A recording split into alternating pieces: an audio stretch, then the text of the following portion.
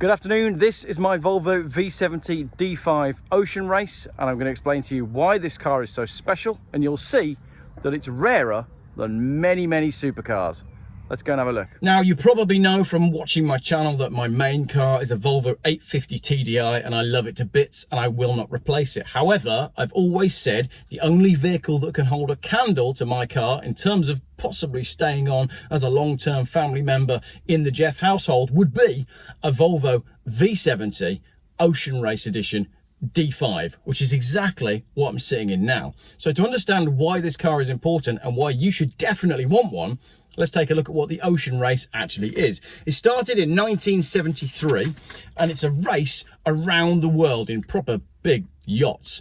It was originally called the Whitbread Round the World Race. Volvo got involved in 2001. The route changes year by year. The most recent one, 2017-18, started in Alicante in Spain, finished in Holland and went via Lisbon, Cape Town, Melbourne, Hong Kong, Auckland, Newport, Cardiff, Gothenburg, and two places that I can't understand.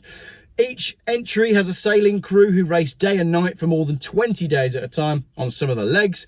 They will eat freeze-dried food whilst they're going, and the crew are subjected to temperature variations from -5 to +40 and will often only take one pair of clothes. So this is not some Sunday afternoon sailing session. This is the real deal. To celebrate their involvement with the Ocean Race, Volvo launched the Ocean Race Special Edition in 2002. However, can't find any of them in the UK. You tell me, I don't know.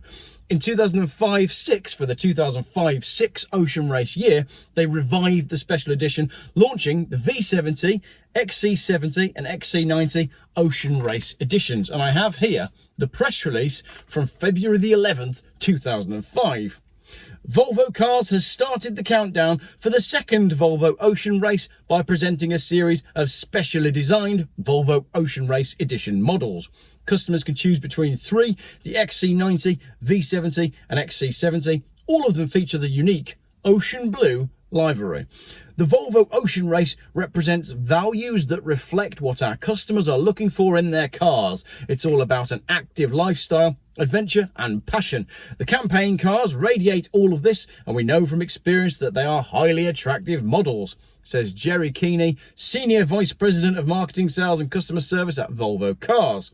When the Volvo Ocean Race was held the first time around, the company sold twice as many of its special campaign cars as planned. This time we have an even better offer than before, with focus on a range of interior details and exciting materials. For instance, blue tone aluminium inlay panels, yep, and upholstery in materials resembling exclusive yachting clothes, yep. With this offer, we expect to sell considerably more cars compared to previous Volvo Ocean Race Edition, the previous Ocean Race Edition, says Jerry. As before, the marine atmosphere is radiated by the special ocean blue body colour combined with silver mouldings, yep, roof rails in aluminium, yep, and the Volvo Ocean Race emblem on the front doors, yep. Production of the specially built Volvo Ocean Race models will start in mid-June 2005. So, a special edition car that was only available in one colour with some very nice interior and exterior details. There's a lot to love about that. However, you need to understand just how rare these cars are. Let me talk you through how many are left. If you said to me, Geoff, I've just bought myself a Ferrari 488, I'd say, ha, common as muck. There's 1,596 of those. If you said, Geoff, I've got something really exclusive, I've gone for a McLaren 765 LT V8, I'd say, too many of them around. There's 90 of those. You might come to me and say, Geoff, I've been following your channel. I've actually got a Volvo 850 T5R manual. And I'd say, that's nothing. There's 53 of those. There's only 40 Ocean Race Volvo V70s, but it gets better. You might come to me and say, Geoff, I've gone and got a Ferrari 599 GTO. Does that count? And I'd say, no, there's 38. There's too many. Go and get something else. You might say, Geoff, I've gone and bought one of those McLaren Mercedes SLRs. 20 of those. Geoff, I've got one of your favourites. It's a Jaguar XJ220. There's 15. Surely there can't be less V70 Ocean Race D5 automatics than Jaguar XJ220s. And I'd say, no, try again. And you say, right, Geoff, I've had it this time. I've gone and bought a Koenigsegg.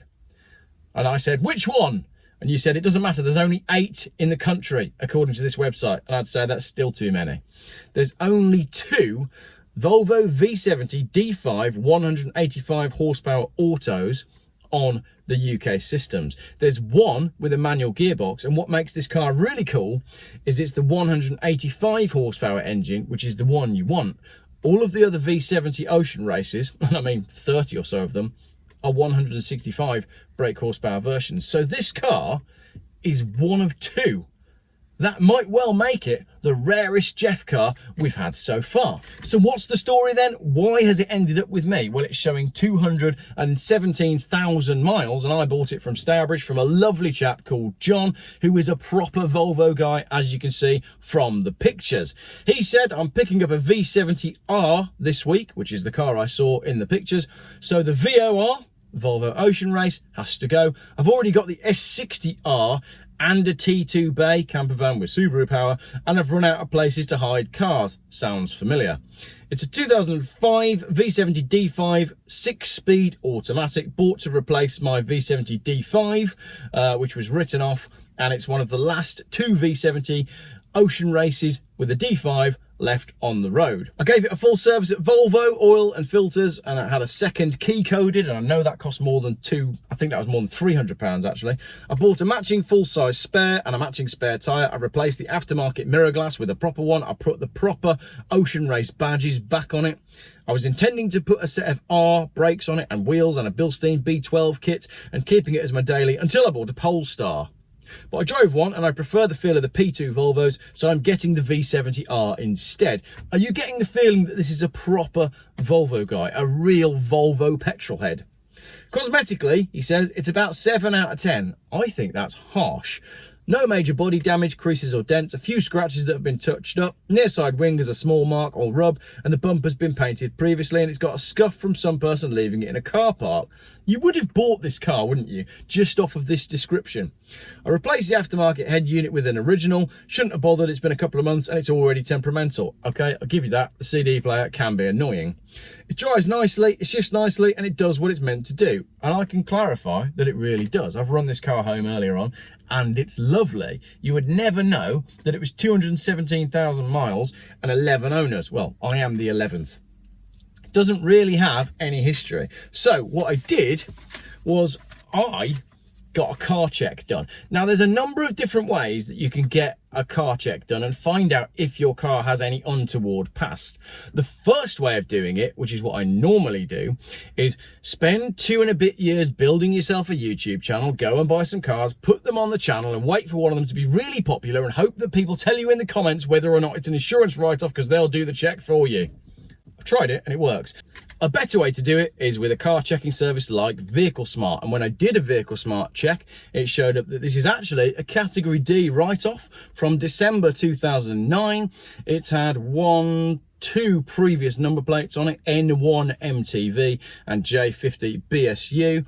It's 11 owners, but the mileage history on the MOT shows that it has had careful use, no major spikes in there, no major dips, and mileage is correct and genuine. So it is a well cared for car. There's plenty of MOT advisories on it because the P2 Volvo V70 is that bit more delicate than the 850, which was on the P80 platform.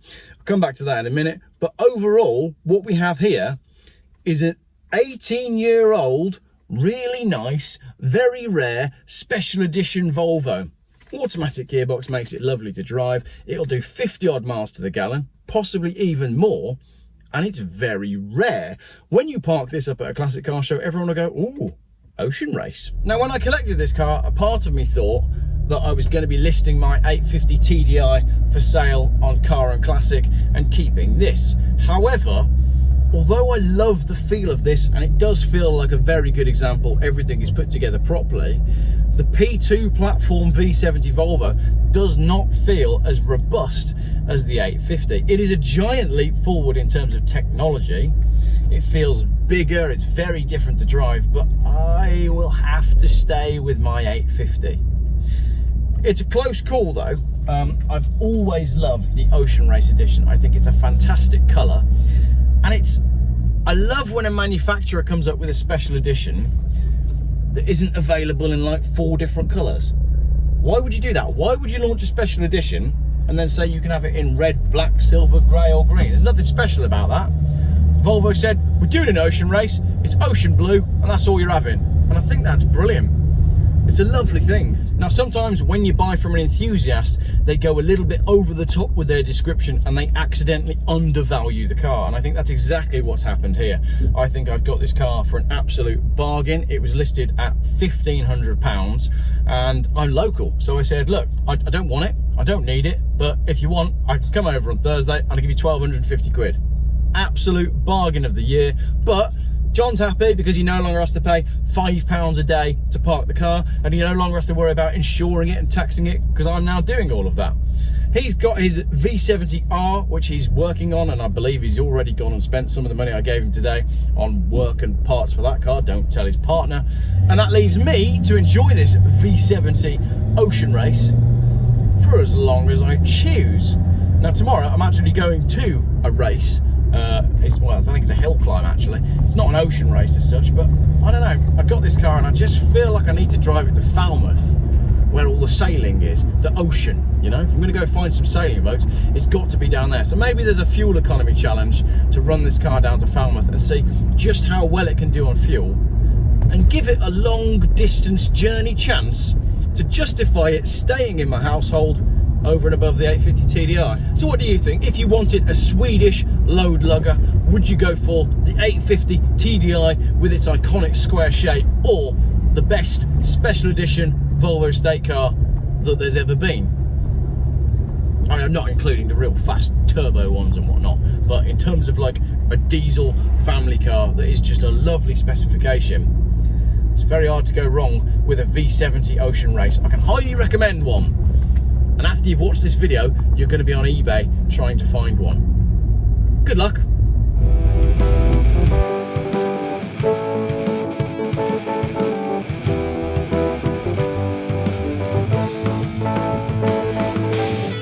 Geoff buys cars. Still YouTube's most boring car channel.